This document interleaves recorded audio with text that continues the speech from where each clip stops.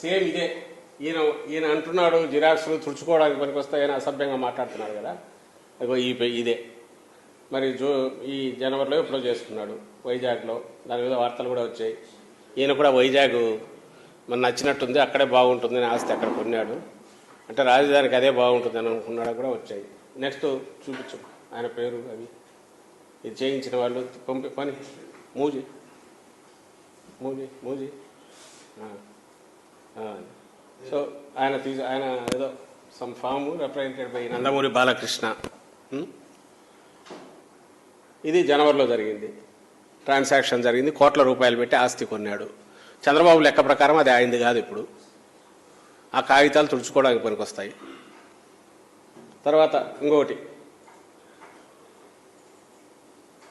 ఇది ఎప్పుడు జరిగింది డేటు?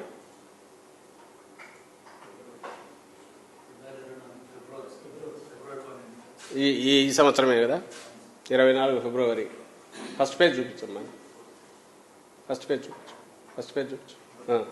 కొన్నవారు ఎవరు? రాయించుకున్నవారు కిందికి రా. కొణిదెల పవన్ కళ్యాణ్, కిందికి రా, కింద ఇంకొంచెం ఎన్లార్జ్ చేయండి, ఎన్లార్జ్ చేయండి. ఇది పవన్ కళ్యాణ్, ఈయన ఫిబ్రవరిలో కొన్నాడు. ఇప్పటికి 4 నెలలు 5 నెలలు అవుతుంది కదా. ఏమైంది ఆస్తికి? మరి ఎవరన్నా పోయి జెండా పాతవచ్చు, మీరే పోవచ్చు.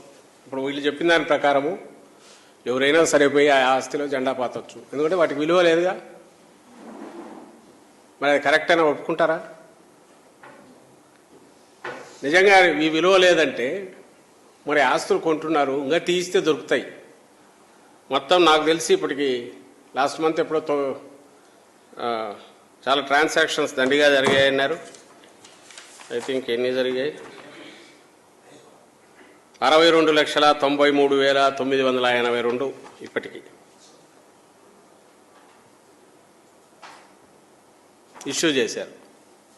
ఇన్ని ట్రాన్సాక్షన్స్ జరిగాయి. సరే, వాళ్ళందరూ ఎందుకు? వీళ్ళ ల్యాండే. మరి వీళ్ళ లెక్క ప్రకారం అది వాళ్ళది కాదు. మరి ఎవరైనా పోయి జెండా బాస్తే కాదంటే వదిలేస్తారా?